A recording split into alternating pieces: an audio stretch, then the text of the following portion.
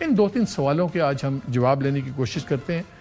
Programme کے پہلے حصے میں میرے ساتھ ہیں doctor Adil Najam, professor Purdue school of global studies national affairs, اور پروگرام کے دوسرے حصے میں میرے ساتھ ہوں گے شجاع نواز صاحب، پولیٹیکل اینڈ اسٹریٹجک انالسٹ ہیں، آتھر ہیں، فیلو ہیں south Asia centre Atlantic council Washington کے.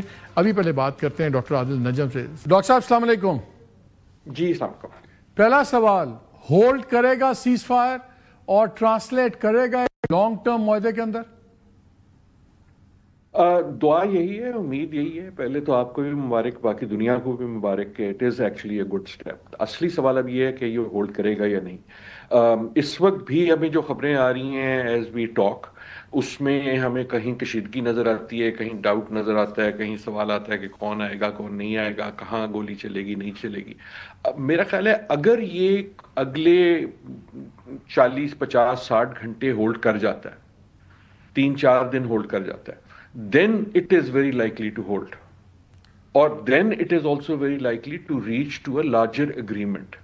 لیکن اگر یہ انریول ہوگا تو یہ بڑے کوئکلی ہوگا، اور انریول کرنے کے لیے اس وقت جو فورسز ہیں وہ بیسکلی نیتنیاہو ہیں. اگر کوئی فرق آیا ہے جب ہم بات کرتے تھے پہلے آپ میں، وہ یہ کہ ان اے وے ڈونلڈ ٹرمپ نے بھی اور ایران نے بھی پوری آمادگی دکھا دی ہے کہ they want this to hold. نہیں وہ ٹھیک ہے، مجھے آپ بتائیں اب اس وقت بڑا امپورٹنٹ ہوگا کہ نیگوشیٹ کون کرتا ہے. ایران نے تو پہلے واضح کیا کہ ہم اسٹیو وٹکوف اور جیریڈ کشنر کے ساتھ بالکل کمفرٹیبل نہیں ہیں، یہ تو اسرائیلی ایجنٹس ہیں. جے ڈی وینس کے اوپر ان کا کافی ترجیح تھی. جب آپ کو یاد ہے ٹرمپ وائٹ ہاؤس سے اسٹیٹمنٹ آئی کہ ٹرمپ جو ہے نیگوشیٹنگ ٹیم کسی کے کہنے پہ نہیں بناتا، وہ اپنی ٹیم خود بنا کے بھیجے گا. لیکن جے ڈی وینس ایڈمنسٹریشن کا واحد آدمی ہے جو ہمیشہ سے اگینسٹ وار تھا اور رہا ہے، اور اس کا سٹانس کم از کم اس معاملے میں ڈفرینٹ تھا باقیوں سے. اب اگر پہلے مرحلے میں جے ڈی وینس نہیں آتا اور آ جاتے ہیں اسٹیو وٹکوف اور کشنر، یہ ایک sort of bump on the road نہیں ہوگا؟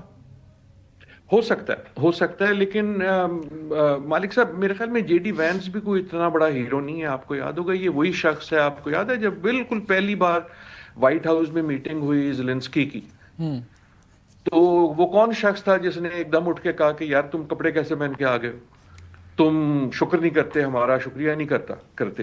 رائٹ. سو جے ڈی وینس جو ہے کوئی ایسا فگر نہیں ہے کہ وہ بڑے پرو پیس فگر ہیں. ان کی ایران پہ بھی اینٹی ایران بڑا کلیئر ہے. یہ یقیناً ضروری ہے، آپ نے بالکل صحیح بات کی، درست ہے کہ وہ اس جنگ اور فورن انٹرفیئرنس کے زیادہ خلاف تھے. اگر وہ نہیں آتے تو ایک چیز میں یہ بھی کہتا چلوں، اس کا پرابلی پس منظر صرف یہ نہیں ہے کہ وہ اسرائیل کے حق میں ہے یا اسرائیل کے اگینسٹ ہے، کیونکہ اسرائیل کے اگینسٹ وہ بالکل نہیں ہے. اس کا پس منظر یہ ہوگا کہ he is a candidate for the next presidency. اس وقت جو امریکہ کے اندر سیاست ہے اس میں تو اس کا تو فائدہ ہے نا، ہی ول، اگر وہ معاہدہ صحیح کرتے ہیں تو پیس میکر ہوگا، اس سے بہتر اس کو پالیٹکس کیا ملے گی؟ ان کے لیے تو ہے، لیکن اگر آپ مارکو روبیو تو مارکو روبیو پہ تو آ سکتے ہیں نا. اچھا، لیکن جو آپ کا سوال ہے وہ جیریڈ کشنر کے حوالے سے تو بالکل درست ہے کہ انہوں نے اپنے اور اسٹیو وٹکوف کے بھی، کیونکہ انہوں نے اپنی باعث اتنی زیادہ ظاہر کر دی تھی، جو وعدہ خلافی کی تھی وہ ایک طرح سے انسلٹ تھی ایران کی. لیکن میں یہ کہتا چلوں کہ جو بھی آئے گا وہ بیسک وہی جو ٹرمپ کہے گا.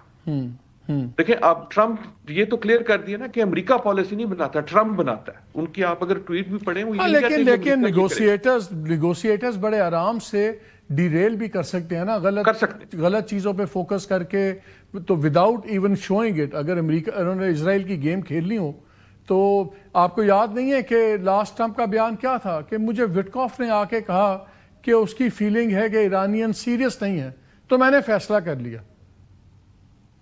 نہیں، یو آر ایگزیکٹلی رائٹ. بالکل اس وقت جو نیگوشیٹر ہے اس کی بہت اہمیت ہے، لیکن میں یہ کہہ رہا ہوں کہ اہمیت یہ نہ بھولیں کہ ٹرمپ کی کتنی ہے. اس وقت because in a way Trump has skin in the game now.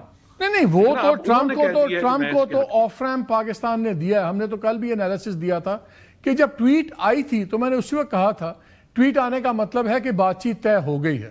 Tweet is not the beginning, it is an and of a process.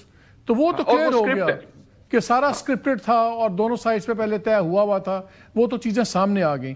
اب دو چیز اب کوئی بڑا تو ڈفرنس نظر نہیں رہتا. دیکھیے جو جس ٹرمز پہ ایران کے دو بڑے مطالبے تھے کہ اسٹیٹ آف ہارمز پہ میری سوورینٹی اور وہ رہنی چاہیے, وہ ٹیسٹلی تو اپروو کر لی امریکہ نے جب انہوں نے کہا کہ ٹھیک ہے ہماری فورسز سے کوآرڈینیٹ کریں اور ہم سارے لوگ گزریں گے, تو وہ بھی ایکسیپٹ ہو گیا. نیوکلیئر کا ایشو پہلے ہی طے ہو گئے ہوئے تھے کہ ٹھیک ہے آپ ہم نیوکلیئر نہیں بنائیں گے, ہمارا تو فتویٰ بھی ہے, اور جو ایٹامک ایجنسیز کے سامنے ڈی گریڈ بھی ہو جائے گا.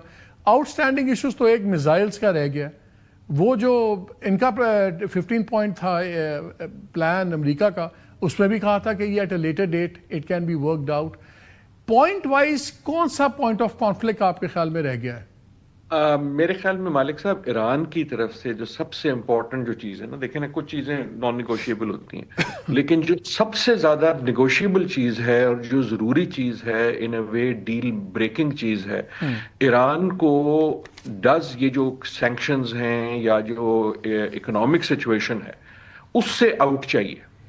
وہ تو 15 پوائنٹ میں ہے, وہ تو 15 پوائنٹ US 15 پوائنٹ میں ہے, لیکن وہ جب آئے گا تو یا تو اس کا مطلب یہ ہوگا کہ امریکہ کہے کہ اچھا یار وہ سینکشنز رجیم ہو گئی ختم اور اب ہم نارملائزیشن پہ آئیں گے, which I think will be a great thing region کے لیے بھی, دنیا کے لیے بھی, کہ یہ جو اتنی لمبی ایک سینکشن رجیم ہے. یا اس کا یہ ہوگا کہ جو ہرموز ہے اس کی کوئی ایسی اکنامک شکل آئے گی جس کا میرے خیال میں انٹرنیشنل لاء میں ایک پرابلم ہو جائے گا, کیونکہ ہرموز جو ہے وہ سارا ایران کا نہیں ہے, اس پہ ایران سوورنٹی فلی اسرٹ نہیں کر سکتا. تو وہ تو عمان کے ساتھ انہوں نے بات چیت شروع کر دی ہے نا کہ ہم اور عمان مل کے ایک چیز بنائیں گے.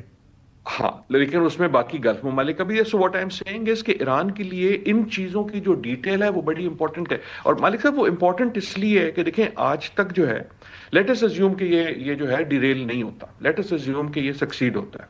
جب یہ سکسیڈ ہوتا ہے تو دا ڈے آفٹر جس وقت یہ فیصلہ ہو جاتا ہے اس کے اگلے دن ایران بھی تبدیل ہو گیا نا. انٹرنیشنلی ایسے تبدیل ہوا کہ اس کا جو اسٹیچر ہے وہ بدل گیا, اس کے جو ویو ہے جیسے دنیا اسے دیکھتی ہے وہ بدل گیا.